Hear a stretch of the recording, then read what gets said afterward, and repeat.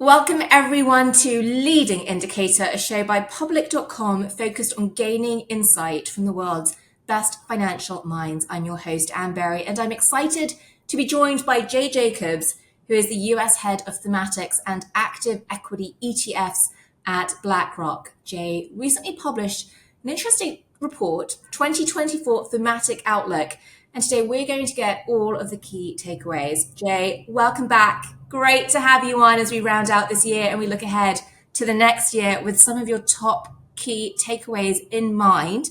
Let's start with everyone's favorite 2023 buzzword, particularly hot on the heels of what we've seen at OpenAI. Let's talk about artificial intelligence. Your report mentions that the AI trade is just beginning. So could you elaborate on the factors that will drive enterprise AI adoption? I know this is a massive topic, but there are a couple of key themes that really jumped out from your note. Absolutely, and it's a pleasure to be here. Great to be able to speak about our 2024 outlook with you and all the public followers. Look, 2023 was the year of AI. It seems like so much progress has happened in the last 12 months. ChatGPT only came out last November, and yet the world has completely changed its view of AI and how it can be incorporated, not just into our portfolios, but into our everyday lives. So when we look at the space through a thematic investing lens, we're really trying to understand how is this theme going to evolve in the future, and how do we capture this in our portfolios? Now, when we think about how does it evolve in the future, this year was really a year of proof of concept. ChatGPT and Claude and Llama and all these different generative AI platforms showed they are capable, but they haven't become massive revenue generators yet. We haven't fully seen them integrated into products that consumers or businesses or governments are using. We haven't seen, massive widespread adoption on a daily basis. Sometimes they're kind of a little fun thing to play with, but not necessarily on your desktop like a chat box might be, or your email client. We think that's going to change. In Right. 2024 and beyond, that's when we're going to see greater integration into businesses with these AI platforms. We're already starting to see it. So increasingly, if you try to book a trip and you're trying to plan your flights and you're trying to plan your hotels, maybe some restaurants, travel websites are now including generative AI to build itineraries for you. And that's just one really specific example of how you take an existing application or existing product, you plug AI into it, and suddenly it becomes so much more valuable. And the hope of the travel site is you book more trips and you spend more money. So I think we're going to see things like that happening through the economy, in travel, in customer service, in the legal field, in the medical field, all really driving towards more commercialization of AI, not just proof of concept, but people making money off of these AI platforms. Or does it become table stakes, right? Does the consumer actually just get trained to expect that this is the baseline level of service you get? Does it actually translate into, you've talked about increased volume on the travel side, but for some of these others, it's will the consumer pay more for a subscription? Will the consumer, actually see price increases? Let's talk a little bit, Jay, to this point, commercialization revenue and therefore impact on stock prices. The market crowned mega cap tech as the AI winners in 2023, and we saw a real concentration of uplift in share prices in a relatively small number of both software and hardware tech businesses, whether that's Microsoft or Nvidia. Do you see room for smaller companies to thrive in the AI space and therefore a broadening of the share price rallies we saw this year? Talk to us a bit about what factors are maybe contributing to the undervaluation, maybe, or the fair valuation, but less space in the conversation compared to the mega caps. Yeah, absolutely. So when you look at who won in 2023 related to the AI Yeah. theme, it was the AI platforms, the people generating, the Chat GPTs and the Claudes and the Llamas of the world. But that really came down to just the Magnificent Seven mega cap tech names that were on average up over 80% this year. We have a basket of robotics and AI stocks in our IRBO ETF.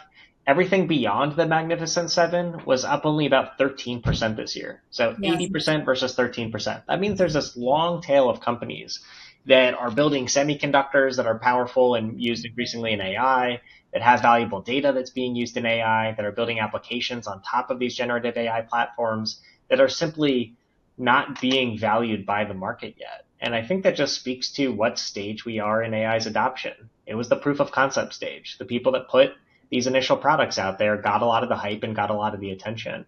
But as we Mm, look to commercialization, this next stage, we really have to look along the AI tech stack to see which portions of the AI market have not benefited yet. So I'll highlight three areas. One is in semiconductors. Really, only one company has benefited this year that manufactures really powerful GPUs, which is really the engine behind a lot of AI platforms. But as AI goes from being more powerful to being more efficient, as we mm. see commercialization, companies want AI to be efficient, to use less power, to not be as hungry of a consumer. Other semiconductor companies are likely to win that can process these AI calculations more efficiently. Um, the second piece is digital infrastructure.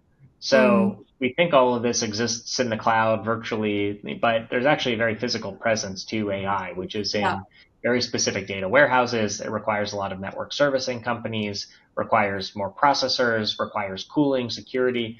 All of those companies are likely to benefit as well because as there's more AI adoption, we have to build more digital infrastructure. And then finally, the third area that we think is going to benefit is really these applications, the companies that are Right. building on top of generative AI, building new platforms going forward. I want to just push you on one statement that you made, Jay, and you talked about the Magnificent Seven getting the majority of your words, hype and attention. And we've seen that translate into an 80% uplift in their share price compared to, I think you said 13% Mm-hmm. for other companies that touch AI. Is it the case that those smaller companies are undervalued, or is it a case that that hype and attention has meant that Magnificent Seven are overvalued? Is there necessarily uplift to be seen in the share prices of these smaller companies? Perhaps they're not undervalued at all. Perhaps it's accurate where they are right now. No, we think the smaller companies are where they've been undervalued. It's a matter of attention in the markets. And that's not to say that the Magnificent Seven is overvalued. And in fact, many of our active portfolio managers have been looking at this very closely and think a lot of these companies are pretty fairly valued at this point. AI has been very disruptive to them. They've been able to start to really create new business lines and new industries to tackle using AI, which would make them more valuable. But the market just hasn't really understood the nuances of AI yet, that there Mm, are other companies outside of the platform developers that are in really good position to win. Um, in particular, companies that own a lot of data are going to do very well in this AI world. Data is the fuel to AI. Semiconductors are the engine, and the platforms are really the drivers. And mm. so you've seen the drivers benefit, you've seen a couple of the engines benefit, but not all of them. But really, that fuel, that data, still has largely been ignored. Think about all the data that healthcare companies have on patients, or pharmaceutical drug makers have on drug compounds, or companies that use CRM systems to manage their clients and how the information on sales data they have. This just has really barely been tapped into, and AI can really help us access and unlock the value of that data.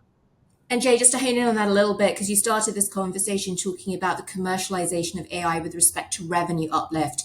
Mm-hmm. When you talk about these other pockets of application, how much are you seeing AI being focused on driving cost savings? And there's an interesting number, 70% of executives planning to increase AI resourcing in 2024. What proportion of that is going to go towards using AI to get margins up? Yeah, so Um, about 60% are likely to use it to reduce costs. So just to use an example, if you're in a client servicing business and you're answering hundreds, thousands of emails a day with questions from clients, if you can use AI to filter through those questions, answer some of the easier questions, help me reset my password. AI can help people do that. Maybe not the harder questions, but at least the easier questions. And then you can service more clients and not necessarily need as many people to do it, or you can just get more efficient. You can focus your people on the harder questions to really service the client in a way that adds value rather than the easy questions. So absolutely, we've seen in a lot of industries, AI can both cut costs and get companies more efficient, but also there's growth opportunities in terms of making people's products more valuable to their customers. Let's hone in, Jay, on one particular area. You talked about healthcare, and let's talk about medical innovation, which is another thematic pocket that you addressed sort of separately in your report. You highlight in there the potential for breakthrough in neuroscience specifically, and you do talk about the delivery of AI-driven healthcare services. Mm-hmm. Just give us one or two nuggets. Tell us one or two stories about that show don't tell how AI driven healthcare can be delivered. Yeah, well, I'll back up and tell kind of the most powerful story that's happening here, which is the U.S. is getting older, and 2024 will be the first year that there are more people over the age of 65 than under the age of 15. If you Mm, go back 100 years ago, it was about 6 times more people that were under the age of 15 than 65. So demographically, the country is getting older. About 1 in 9 people over the age of 65 suffer from Alzheimer's. If you go to 85, it's about a third of people. So you see there's very specific ailments and diseases that impact the older population much more than the younger population. And that right. is going to create tremendous demand for the pharmaceutical companies that develop the treatments for those types of diseases. Now, when you see that demand start to expand, the pharmaceutical companies are trying to figure out how can we build these technology, how can we build these pharmaceuticals, these new drugs as fast as possible? Sure. How do we have the highest likelihood of success? That's where it comes to AI. AI is likely to reduce the cost and time to market of drugs by 25 to 50%. So that is massively valuable to pharmaceutical companies because Mm, AI can do research. It is a researcher that can really improve pharmaceutical outcomes. great specificity there, Jay. And so when you're looking at how investors might evaluate opportunities in medical innovation specifically, one thing you just said was fascinating to me. You actually gave a very specific time reduction. You just said 25 to 50%. Not that many companies, I feel, have been coming out and been willing to put that kind of specificity around the applications of AI. Is looking for that level of specificity something that investors should be thinking about? Or do you think there's going to be a period of opacity and vagueness that is just going to be par for the course in thinking about where AI value sits for a while? Yeah, it's funny. These things kind of happen slowly and all at once. And I think we've already seen this with ChatGPT, but we're going to go through another wave of this as we start to see AI Mm, commercialization, which is kind of wandering around in the woods. Okay, we have this new technology. How do we use it? Does it work here? Maybe not ready. Does it work here? Maybe something's here. Does it work here? Oh my God, this is an amazing value of AI. We should be putting a ton of resources into it. We're really kind of in that phase of finding the commercial fit for these products right now. That's why we're really right. stepping into this commercialization period. We believe that medical innovation is one of those areas where there's immediate application of AI. And I think that's what's Mm, allowed people to get more specific about our numbers around how it could impact things like drug development.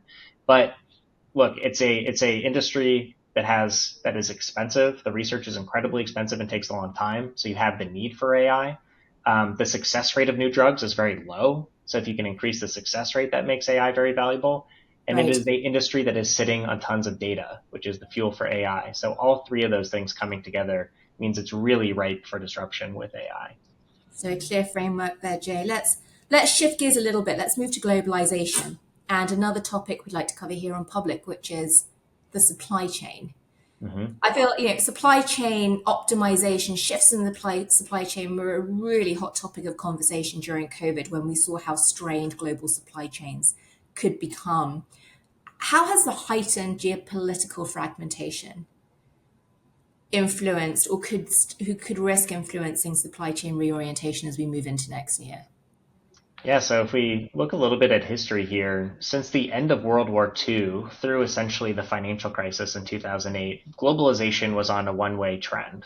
There was more and more integration across countries around the world, where you had the free movement of people through, passenger airlines, you had the free movement of goods through shipping, you had the free movement of data through the internet, and the world was getting more and more integrated and is creating these really specific and efficient supply chains.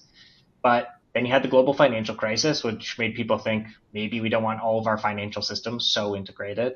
Then we had trade tariffs, which started to have politicians consider should we have so many countries integrated in our supply chains. And then we Right. had COVID-19, which said maybe we shouldn't have as much people movement if there's a massive pandemic.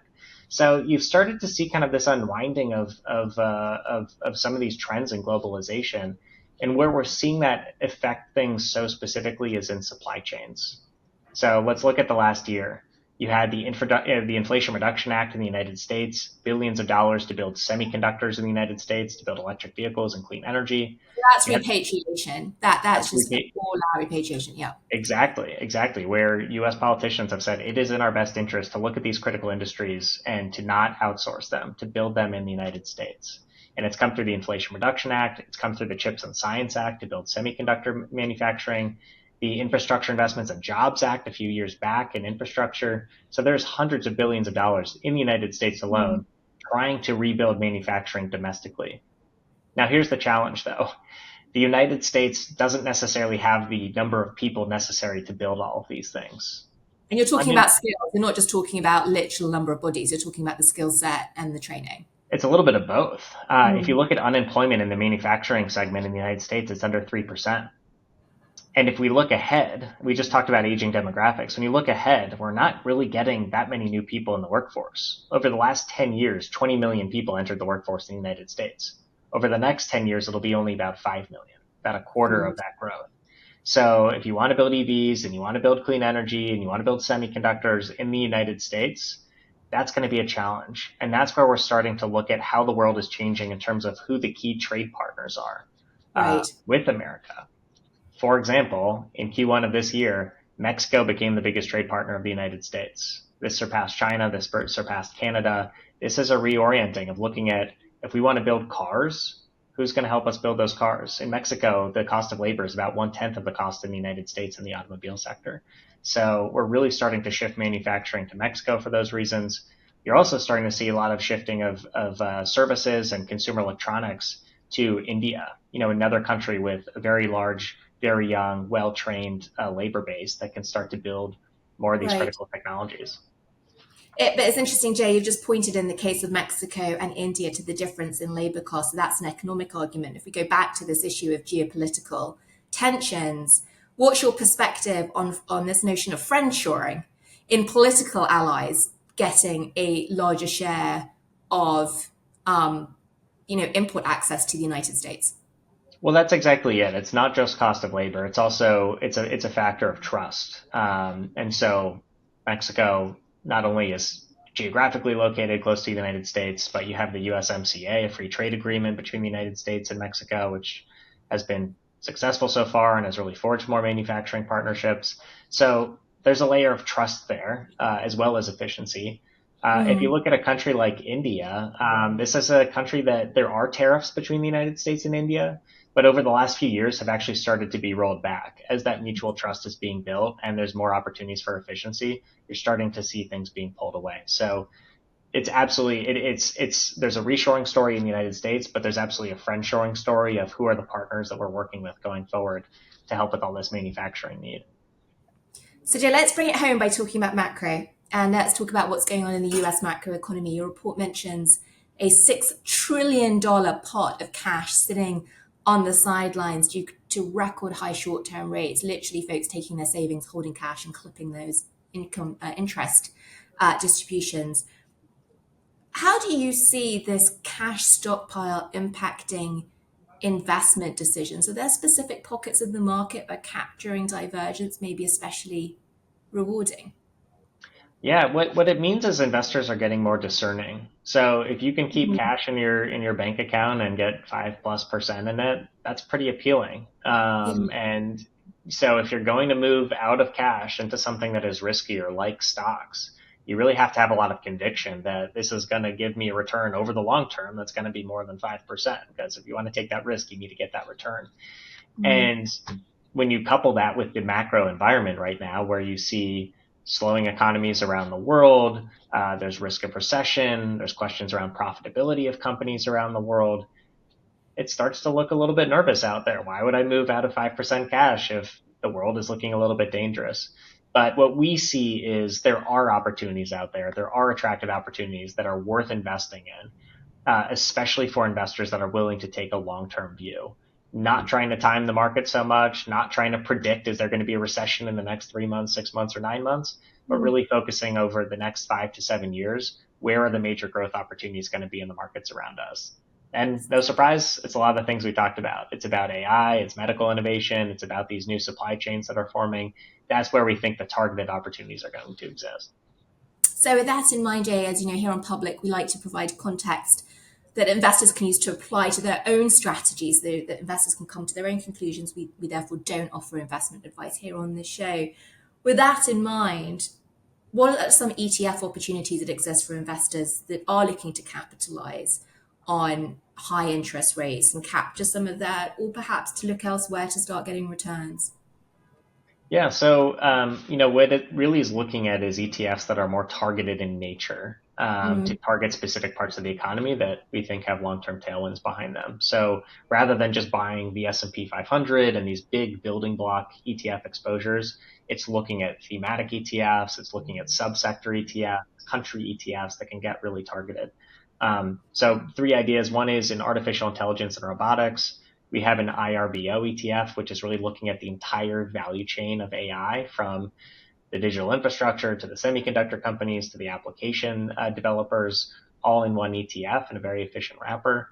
The second in medical innovation is looking at genomics companies, like in our iDNA ETF. It's a really kind of a second layer down from just looking at biotech stocks. It's specifically companies that are looking at genomics and using artificial intelligence to develop revolutionary drugs. And then finally, the third step down, we look at certain emerging market exposures like EMXC, which is looking at emerging markets outside of the major Chinese exposure and kind of broader emerging markets, and looking at things like LATAM, looking at Southeast Asia for more specific exposures in the emerging markets. Jay Jacobs, US head of Thematics and active equity ETFs at BlackRock.